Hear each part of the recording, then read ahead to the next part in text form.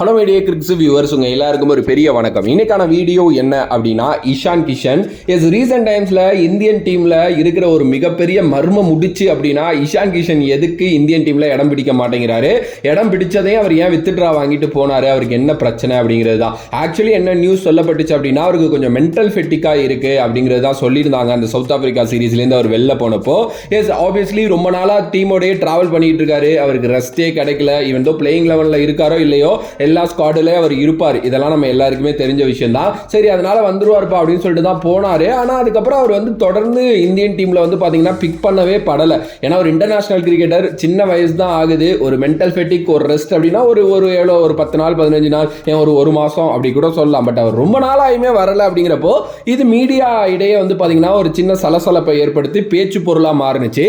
அந்த டைம்ல என்ன சொன்னாங்கன்னா, ராகுல் டிராவிட்டுக்கும் இவருக்கும் இஷ்யூ அப்படிங்கிற மாதிரி சொன்னாங்க. இதை பத்தி மீடியாஸ் ராகுல் டிராவிட்டே கேட்டாங்க.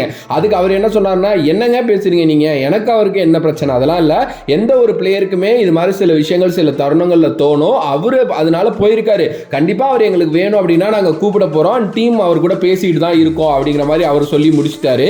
அண்ட் இப்போ இந்த 3rd 4th டெஸ்ட் ஸ்குவாட்ல அவர் இருப்பாரா அப்படிங்கிற கேள்வி கேட்டப்ப கூட அவர் அதான் சொல்லியிருந்தாரு, எங்களுக்கு அவர் மேல ஒரு இது இருக்கு, அவர்கிட்ட பேசணும், அவர் ஓகே சொன்னார்னா உள்ள வந்துருவார் அப்படிங்கிற மாதிரி தான் ராகுல் டிராவிட் சொன்னாரு. ஸோ ராகுல் டிராவிட்டுக்கும் இஷான் கிஷனுக்கும் எந்த பிரச்சனையும் இல்லைன்னு இதுல இருந்து நல்லா தெரியுது. பட் ஏன் இஷான் கிஷன் போனாரு அப்படிங்கிற அந்த ஒரு கேள்விக்கு பதில் கிடைக்கவே இல்லை. நீங்க சொல்லலாம், ஏங்க அவருக்கு தான் மென்டல் ஃபெட்டிக்குங்க அதனால போயிருக்காரு அப்படின்னு சொல்லிட்டு. பட் ஆனால் அது ஒரு பொய் அப்படிங்கிற மாதிரி சொல்லப்பட்டு இப்போ ஒரு நியூஸ் வெளில பயங்கர வைரலா பேசப்பட்டுக்கிட்டு இருக்கு. என்ன அப்படின்னா, ரீசெண்ட் டைம்ஸில் T20ல ஃபர்ஸ்ட் விக்கெட் கீப்பராக பார்த்தீங்கன்னா ஜித்தேஷ் சர்மாவை தான் எடுத்துக்கிட்டு இருக்காங்க. ஓகே, ஸோ அது பார்த்தீங்க அப்படின்னா இஷான் கிஷனுக்கு பிடிக்கல அப்படிங்கிற மாதிரியும், இஷான் கிஷன் அதனால அப்செட் ஆயிட்டாரு அப்படிங்கிற மாதிரி தான் இப்போ சொல்றாங்க. எஸ், ஜித்தேஷ் சர்மாவோட T20 செலெக்ஷன் தான் இஷான் கிஷனுக்கு பார்த்தீங்க அப்படின்னா பிடிக்கல. ஏன் ப்ரோ, அவர் உள்ள வந்தா இவருக்கு என்ன அப்படின்னா, அவர் உள்ள வர்றதுனால இவருக்கு எந்த ஒரு இஷ்யூ இல்லை, ஆனால் இவரோட இடத்துல தானே அவர் உள்ள வர்றாரு. எஸ், இஷான் கிஷனை T20 சைடு பார்த்தீங்க அப்படின்னா BCCI பார்க்க மாட்டேங்கிறாங்க. ஒரு ODI டெஸ்ட் பிளேயர் மாதிரி அவர் ஆக்கலாம்னு யோசிக்கிறாங்க. But Ishan Kishan in T20 as obviously நம்பர்ஸும் கொஞ்சம் போரா தான் இருக்கு. 32 இன்னிங்ஸ்ல 6/50 தான். எஸ், 796 ரன் தான் அடிச்சிருக்காரு. ஆவரேஜ் ஒரு 25 அப்படிதான் பாத்தீங்க அப்படின்னா இருக்கு.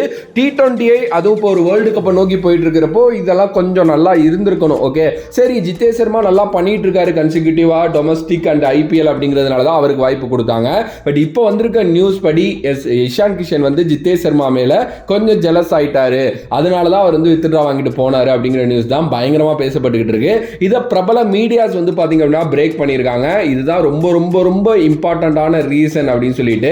அண்ட் ஜித்தேஷ் சர்மாவும் கொடுத்த வாய்ப்புலேருந்து ஏதாவது நல்லா பண்ணாரா அப்படின்னா அவ்வளவா பெருசா நல்லா பண்ணல அப்படிதான் நான் சொல்லுவேன். எனக்கு தெரிஞ்சு ஒரு மேட்ச் நல்லா அடிச்சாரு, மற்றபடி பாத்தீங்க அப்படின்னா அவரோட பங்களிப்புமே பெருசா இருக்க மாட்டேங்குது. நான் இஷான் கிஷன் ஒன்னே தான் கேட்பேன், எப்பா உனக்கு சஞ்சு சாம்சன் ஒருத்தர் தெரியுமா, பல வருஷமா அவருக்கு வாய்ப்பே கிடைக்காம அவர் அப்படிதான் இருந்துகிட்டு இருக்காரு, நீ கொடுத்த வாய்ப்பை வித்ட்ரா வாங்கிட்டு போறியேங்கிற மாதிரி தான் இருக்கும். பட் ஆனால் ஒவ்வொரு பிளேயருக்கும் சம்திங் ஏதாவது தோணும் இல்லையா, அப்படிதான் ஏதோ தோணி இருக்கு போல. பட் ஆனால் அதுக்காக இந்தியாவே ஆட மாட்டாரு அப்படிலாம் இல்லை, வந்துருவார் கூடிய விரைவில். பார்ப்போம் என்ன நடக்க போகுது அப்படின்னு சொல்லிட்டு. பட் இதை பத்தி நீங்க என்ன நினைக்கிறீங்க அப்படின்ட்டு மறக்காம கமெண்ட் பாக்ஸ்ல கமெண்ட் பண்ணுங்க. இந்த வீடியோ உங்களுக்கு பிடிச்சிருந்தா like, share and subscribe to நம்மளோட கிரிக்ஸிப் சேனல்.